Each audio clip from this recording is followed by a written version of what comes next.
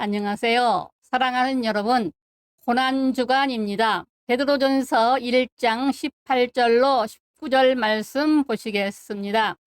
너희가 알거니와 너희 조상들이 물려준 헛된 행실에서 대속함을 받은 것은 은이나 금같이 없어질 것이 된 것이 아니요 오직 흠없는 점없는 어린 양 같은 그리스도의 보배로운 피로 된 것이니라. 아멘. 이 시간에 보배로운 보혈로 구원받았다라는 제목으로 말씀을 드리겠습니다. 고난주간 설교의 주요 요점은 예수 그리스도의 희생적인 죽음을 통한 구원의 개념 중심으로 말씀을 드리겠습니다.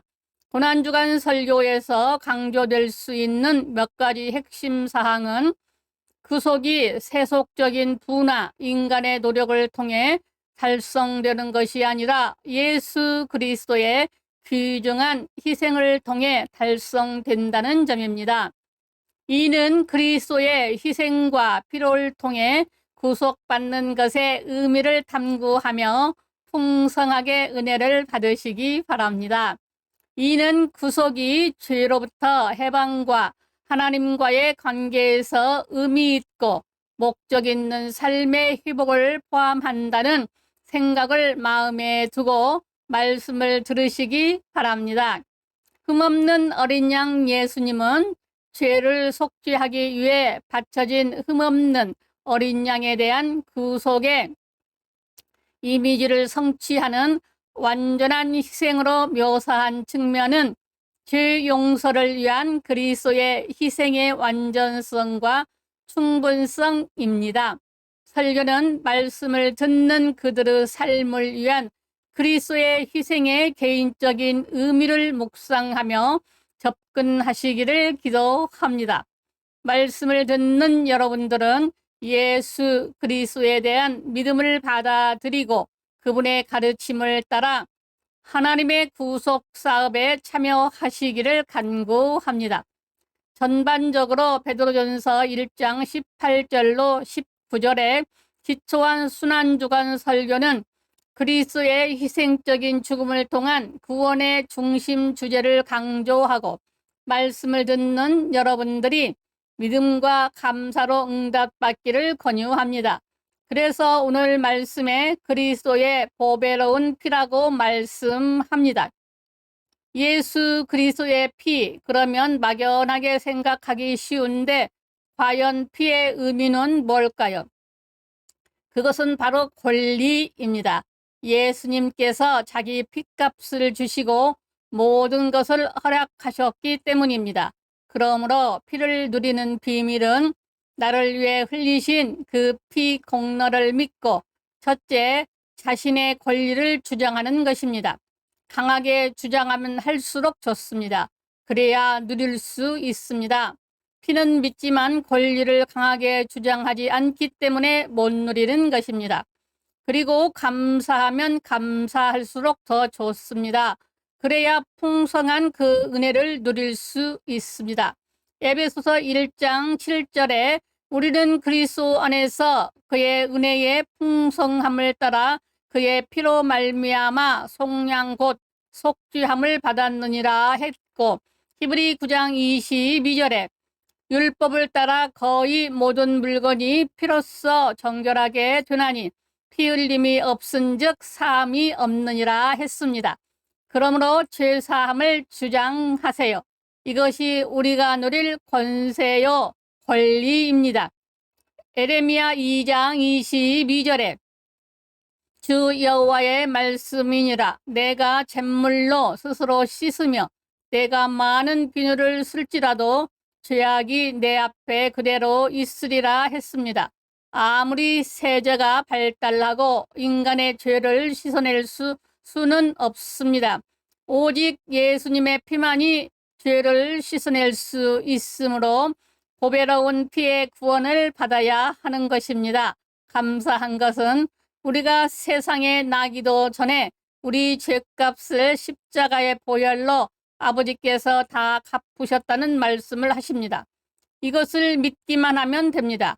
죄인이지만 주님이 나를 용납하시고 의롭다 하셨다는 믿음을 회개하기 전에는, 회개하면서도, 회개한 후에도 양심의 평안함을 가져야 합니다.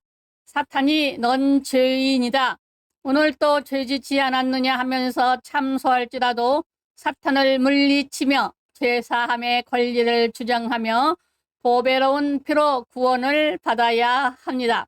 담대한 믿음을 가지시기 바랍니다. 그러면 바로 지금 우리의 믿음의 은혜의 문이 열리고 천국의 문이 열립니다. 이 피의 권리를 주장하기 전에는 천국의 진주의 문이 열리지 않습니다. 두 번째, 보혈의 피로 변화를 얻는 구원입니다. 히브리 9장 14절을 보면 하물며 영원하신 성령으로 말미암아 흠없는 자기를 하나님께 드린 그리스도의 피가 어찌 너희 양심을 죽은 행실에서 깨끗하게 하고 살아계신 하나님을 섬기게 하지 못하겠느냐고 말씀합니다. 요한일서 1장 7절에서도 그 아들 예수의 피가 우리를 모든 죄에서 깨끗하게 하실 것이요 했습니다. 이처럼 보혈의 권리는 우리의 삶까지도 변화시켜 줍니다. 우리 양심이 살아나면 영혼이 살아납니다. 달리 말하면 성령의 은혜가 함께 하시니 우리에게 변화가 일어납니다. 그 증거로 마음이 편안해집니다. 성령이 함께 하신다는 증거입니다. 처음에는 거의 의식하지 못하지만 마음이 착해집니다. 예수의 마음이 생깁니다. 기도의 능력이 생기고 설교를 듣는데 깨달아집니다. 예수 피의 권리를 주장하며 양심의 평화를 갖는 것이 그렇게 중요합니다. 자기를 정죄하지 않는 진리를 경험하시기 바랍니다.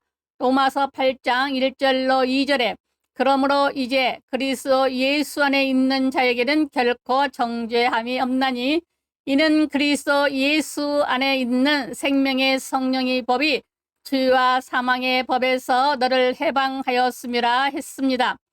로마서 8장 33절로 34절에는 누가 능히 하나님께 택하신 자들을 고발하리요 의롭다 하시니는 하나님이시니 누가 정죄하리요 죽으실 뿐 아니라 다시 살아나시니는 그리스도 예수시니 그는 하나님 우편에 계신 자요 우리를 위하여 간구하시느니라. 아멘. 자신이 가장 문제입니다. 자기를 정죄하지 마시기 바랍니다. 자기 정죄란 회개도 아니하고 겸손도 아닙니다.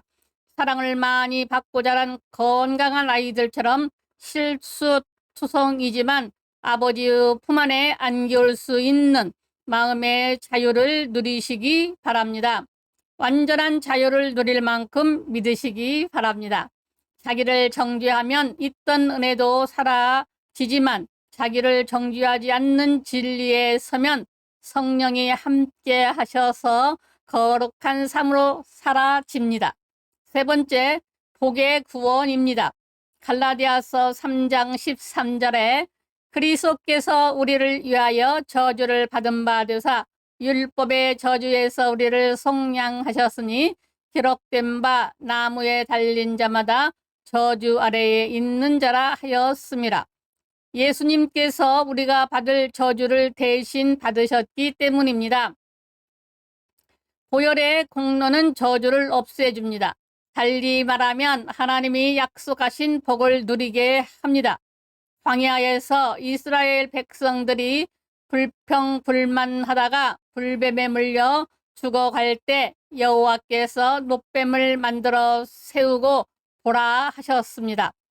그랬더니 보는 자마다 다 살아났습니다. 이처럼 십자가에 달리신 예수님을 믿는 자는 멸망하지 않고 영생을 얻습니다. 요한복음 3장 14절로 15절 보혈의 공로로 저주를 물리치시기 바랍니다. 대신 여호와의 피 공로로 복받을 권리가 있음을 강하게 주장하시기 바랍니다. 고린도후서 8장 9절에 보면 이것도 예수 그리스도의 공로입니다. 그러므로 보혈은 특권입니다. 사면권이고 생명권이고 자유권이고 복권입니다. 복 받는 사람 부러워하거나 나 같은 사람에게 복을 주실까 이런 생각이 복을 받지 못하게 합니다.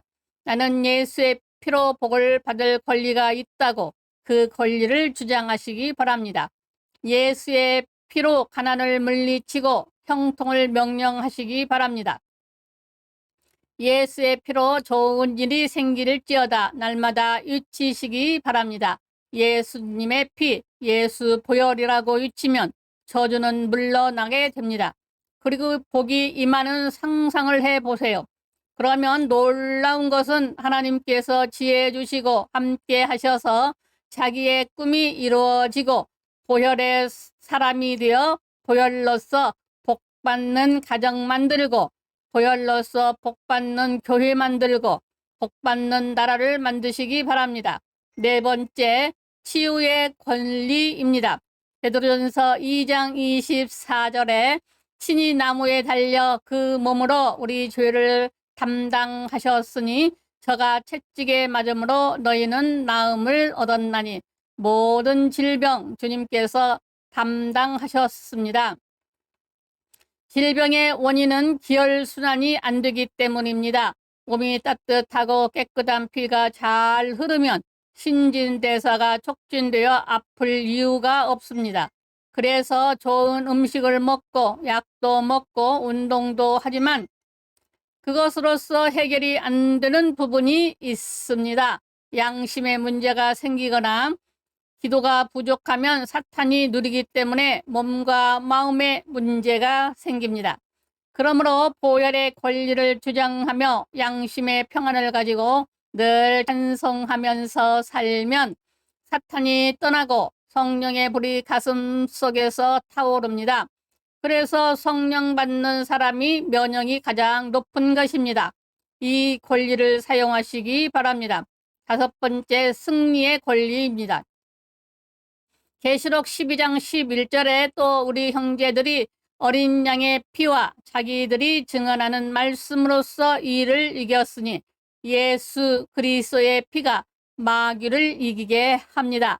집에 나쁜 일이 생긴다면 미신이라 생각지 말고 예수의 피로 물리치시기 바랍니다. 여섯 번째, 영생의 권리입니다. 요한복음 6장 54절로 55절에 내 살을 먹고 내 피를 마시는 자는 영생을 가졌고 마지막 날에 내가 그를 다시 살리리니 내 살은 참된 양식이요 내 피는 참 음료로다. 애굽에 내린 장자의 죽음 재앙에서 이스라엘 백성들은 어린 양의 피로 보호를 받는 것처럼 어린 양 예수 그리스도의 피는 영원히 우리를 보장해 줍니다. 사랑하는 여러분, 성경은 말씀합니다.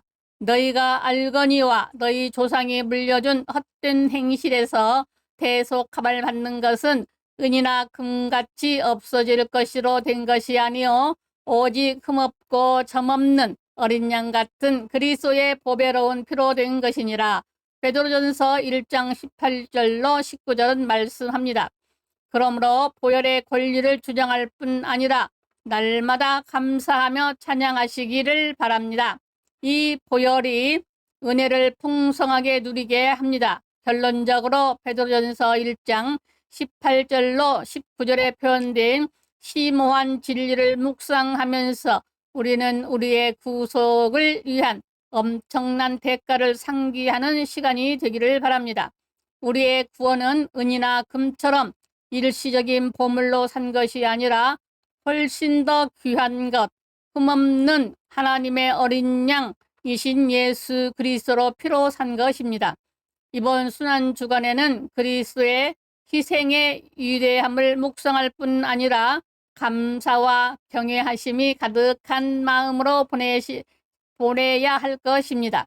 십자가를 통해 보여주신 우리를 향한 하나님의 사랑의 깊이를 인식하고 그 사랑이 우리 삶을 변화시키도록 성령의 능력을 받아야 합니다.